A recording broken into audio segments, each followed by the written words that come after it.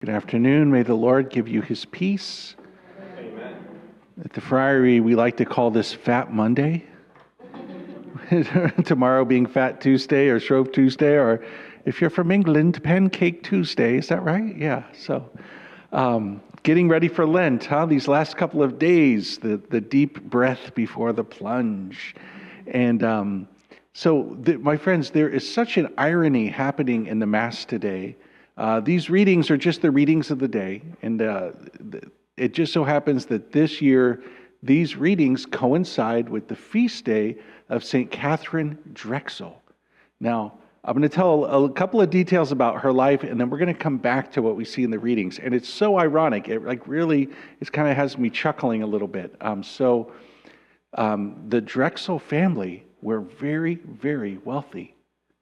Her dad, this is the 1800s, her dad was a banker, very, very wealthy. Her uncle was the founder of Drexel University, and he was the founder of this financial banking group that is now known as J.P. Morgan. The original Morgan was an understudy to her uncle, and so the Drexlers were really wealthy. They had lots of money, very successful. And so you could almost imagine at some point they probably heard that gospel that we just heard and like, whoa. But here's the irony of it is that the Drexels were very holy. They had religious in their family, including Mother Saint Katharine Drexel became a nun, a foundress. And evidently they were very generous with their money. They did so much good for the poor. It's just like it's so great to have that gospel today. Like people who were blessed with finances, but then look what they did. They served, the poor, and one of them got canonized a saint, which is kind of hard to do, like Saint Mother Catherine. And she died in 1955, so not that long ago. She was 97 years old. And of course, there's the shrine down in Philadelphia. And it's just fascinating. It reminds me a little bit about saints who were also kings and queens. There aren't many of those either, but there are some. People who are in leadership for a country to also become a saint is like very hard to do. And yet there are some who are canonized saints who happen to be leaders, kings, queens, and etc.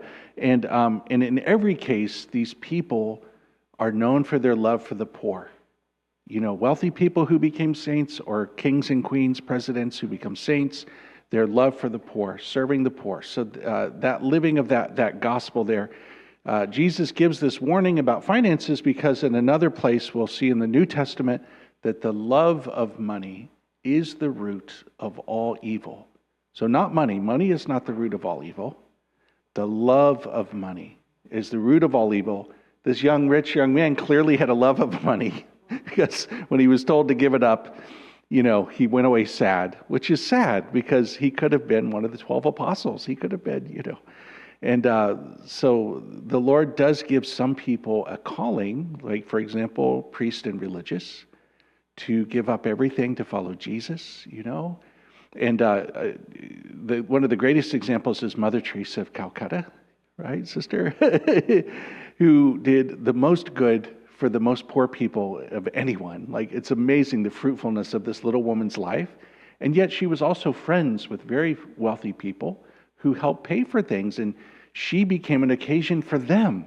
Like, they would give her money and she would say, thank you. And then they would say to her, no, thank you. Like, you're giving us an opportunity to do something good for Jesus, who's disguised in the poorest of the poor, So when we're living this way, everybody wins. Everybody wins. The graces the Lord gives. And this idea connects with the opening line of the first reading in Sirach, that is God giving the penitent a way back, and he encourages those who are losing hope. And so the encouragement here, if you tie that with the gospel, is really something quite genius, actually. So the best way to be encouraged, and we all need encouragement, don't we, is to encourage others. That's what it is, to be an encouragement, to do what you can to be a blessing to other people. And if you try to live that way, your own life will overflow with encouragement and blessings. It's amazing. It's just amazing. It reminds me of what I had learned all those years working at the homeless shelter. we do a lot of 12-step recovery for different types of addictions. And what they found is one of the best ways to recover from an addiction is to help somebody else. And in helping someone else, you yourself do better. Probably Brother Pius could explain it. There's some psychological thing at work there, But to be encouraged, we must try to encourage. And in that way, whether we're wealthy or not, we can be truly wealthy and rich in the things that matter. That is the gift of our faith. Amen.